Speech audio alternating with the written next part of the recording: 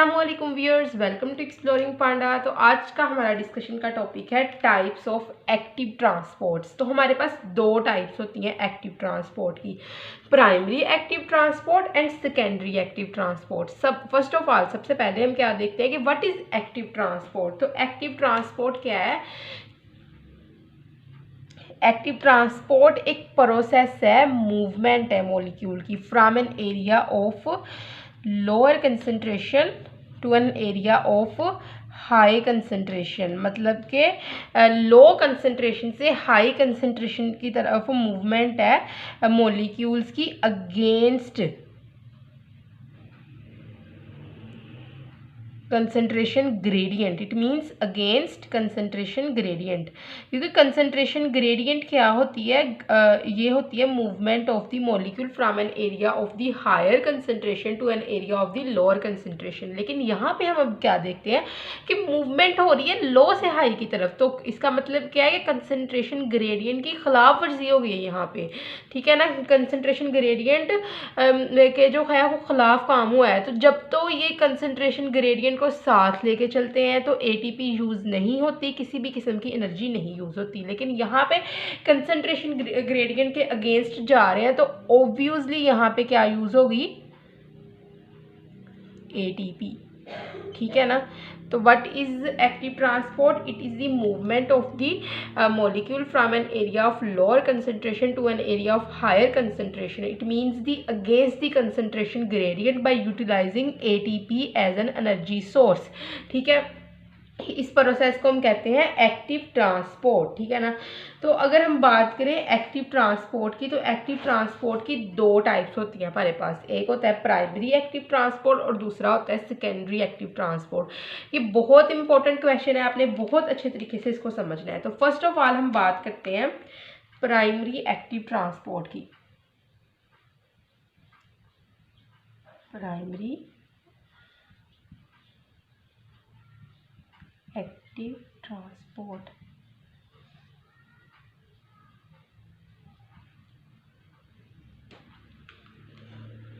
Primary active transport क्या है? एक ऐसा प्रोसेस है जिसके अंदर क्या होता है, कैरियर प्रोटीन एनर्जी यूज़ करती है एटीपी से, ठीक है ना। एटीपी से एनर्जी ऑब्टेन करती है कैरियर प्रोटीन। मैं साथ साथ यहाँ पे पॉइंट भी लिख देती हूँ। प्राइमरी एक्टिव ट्रांसपोर्ट एक ऐसा प्रोसेस है जिसमें कैरियर प्रोटीन इस्तेमाल करती है एनर्जी एटीपी से और ट्रांसपोर्ट करती है मॉलिक्यूल को from an area of lower concentration to an area of higher concentration. So दोबारा मैं बताती हूँ कि प्राइमरी एक्टिव ट्रांसपोर्ट एक ऐसा प्रोसेस है जिसमें कैरियर प्रोटीन यूटिलाइज करती है एनर्जी लेती है कहाँ से? Energy from ATP. एटीपी से एनर्जी लेती है और क्या करवा देती है? ट्रांसपोर्ट करवा देती है ए मॉलिक्यूल्स को। कहाँ से करवाती है? From an area of low concentration to an area of higher concentration।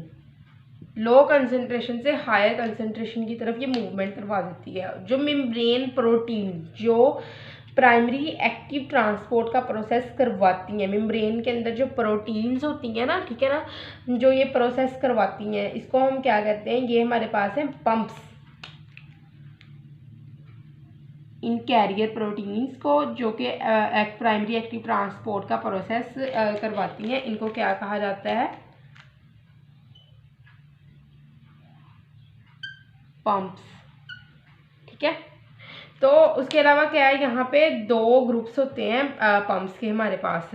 तो पंप्स के हम दो ग्रुप देखते हैं यहाँ पे वन बाय वन। एक है इलेक्ट्रोजेनिक पंप,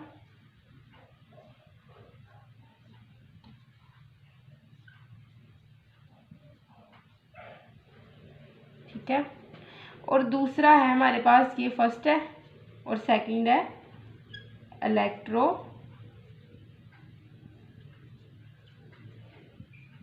न्यूट्रल पंप, ठीक है। तो वन बाय वन हम इन पंप्स को भी स्टडी करते हैं। तो सबसे पहले है इलेक्ट्रोजेनिक पंप। इलेक्ट्रोजेनिक पंप एक ऐसा पंप है जो जनरेट करता है electrical potential difference cell membrane के अक्रॉस एक इलेक्ट्रिकल पोटेंशियल डिफरेंस ये जनरेट करता है, जैसे जैसे ट्रांसपोर्ट आयन करता है। तो क्या ये जनरेट करता है? It generate electrical potential difference, electrical potential difference. कब कब ये जनरेट करता है? जब ये सेल मेम्ब्रेन के अक्रॉस ट्रांसपोर्ट करवाते हैं आयंस की। So basically electrogenic pump is a pump that generate electrical potential difference across the cell membrane. Cell membrane के दूसरी तरफ जैसे जैसे ये ट्रांसपोर्ट करता है आयंस को, as it transport ion it generate the electrical potential difference across the cell membrane. ठीक है, अगर हम इसके बेस्ट एग्जाम्पल देखें इलेक्ट्रोजेनिक पंप की, तो हमारे पास है sodium potassium pump. Sodium potassium pump is the best example of electrogenic pump. तो ये एक बेस्ट एग्जाम्पल है इलेक्ट्रोजेनिक पंप की। इसके अंदर क्या होता है कि ये एक्टिवली ट्रांसपोर्ट करता है ये पंप सोडियम आयंस को सेल से बाहर। तो यहाँ पे हमारे पास है इलेक्ट्रोजेनिक पंप।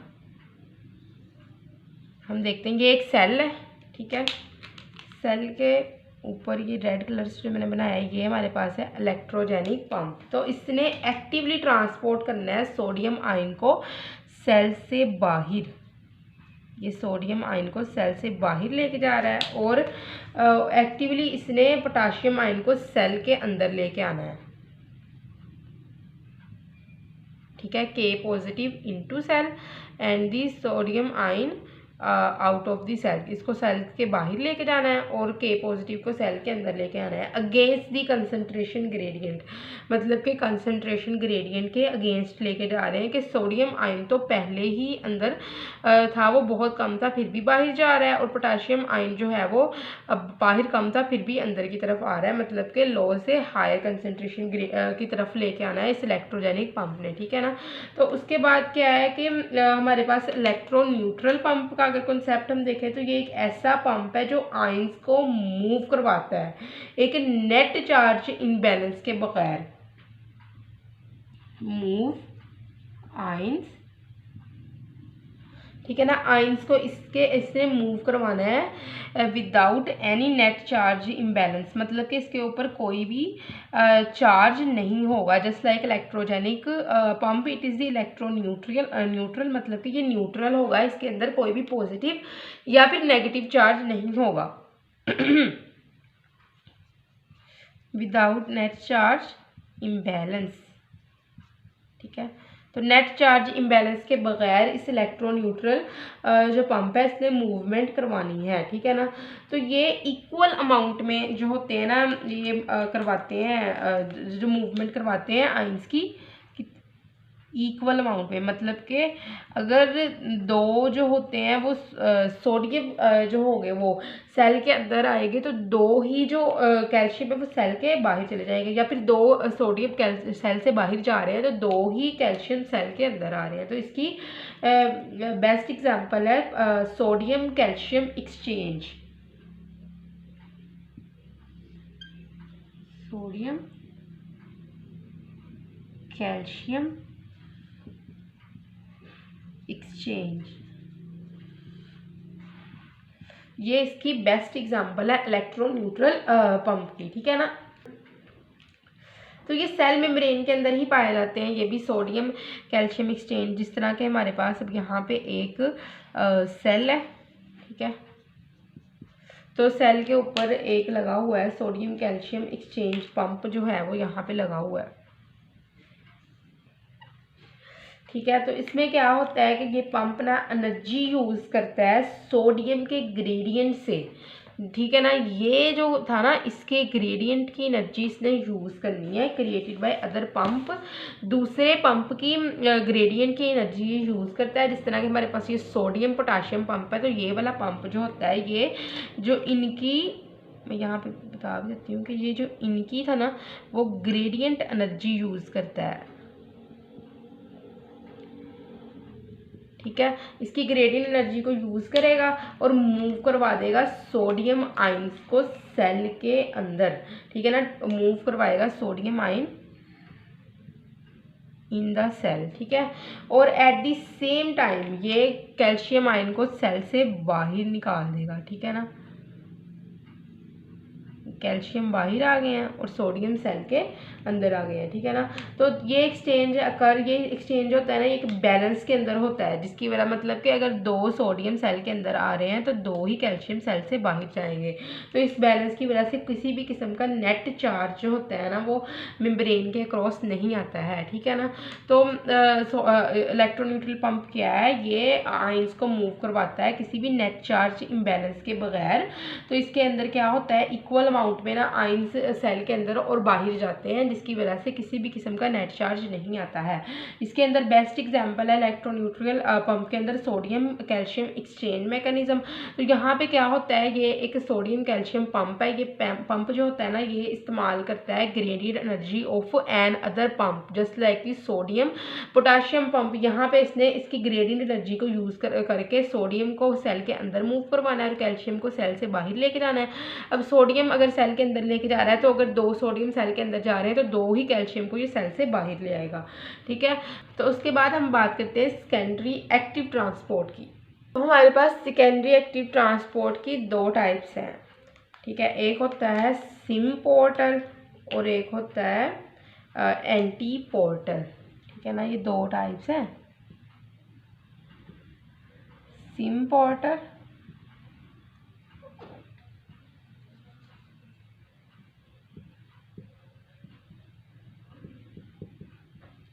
दूसरा है एंटी पोर्टर, ठीक है। तो तो इनके जो मैकेनिज्म होते हैं उनको हम सिम पोर्ट और एंटी पोर्ट कहते हैं, ठीक है ना।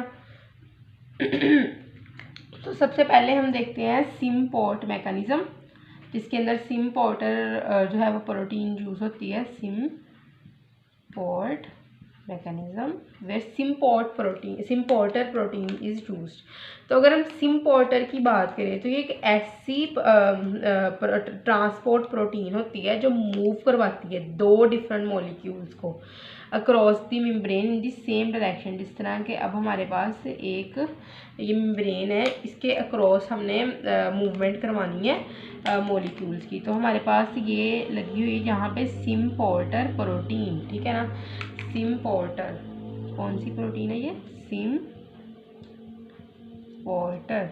तो इसने क्या करवाना है, इसने ना 2 मॉलिक्यूल्स को 2 डिफरेंट टाइप के मॉलिक्यूल्स हैं, जिस तरह के हमारे पास है ये सोडियम, ये हाइड्रोजन, ठीक है ना। 2 डिफरेंट टाइप के मॉलिक्यूल्स है, इसने इनकी मूवमेंट करवानी है एक ही डायरेक्शन में सिम पोर्टर प्रोटीन में। अगर तो अंदर लेके जा रहे हैं तो अंदर की तरफ, बाहर लेके जा रहे हैं तो बाहर की तरफ। और इस मैकेनिज्म को, जिसके अंदर क्या होता है, सिम पोर्टर प्रोटीन मूवमेंट करवाती है 2 मॉलिक्यूल्स की इन दी सेम डायरेक्शन, इसको हम कहते हैं, ये हमारे पास है सिम पोर्ट मैकेनिज्म, ठीक है। तो दूसरी हमारे पास है जो इसकी सेकेंडरी एक्टिव ट्रांसपोर्ट की टाइप है एंटी पोर्टर, ठीक है ना। तो एंटी पोर्टर भी एक प्रोटीन है, ठीक है ना। और जो प्रोसेस होता है उसको हम कहते हैं एंटी पोर्ट। तो यहाँ पे हम एंटी पोर्ट लिखेंगे कि एंटी पोर्ट प्रोसेस होता क्या है बेसिकली। तो यहाँ पे भी आप लिखोगे कि सेकेंडरी एक्टिव ट्रांसपोर्ट 2 तरह के होते हैं, सिम्पोर्ट एंड एंटी पोर्ट, ठीक है ना। सिम्पोर्टर और एंटी पोर्टर प्रोटीन्स होती हैं। तो यहाँ पे हमारे पास है ये एक सेल है, ठीक है, और इसके ऊपर लगा हुआ है ये एंटी पोर्टर प्रोटीन है।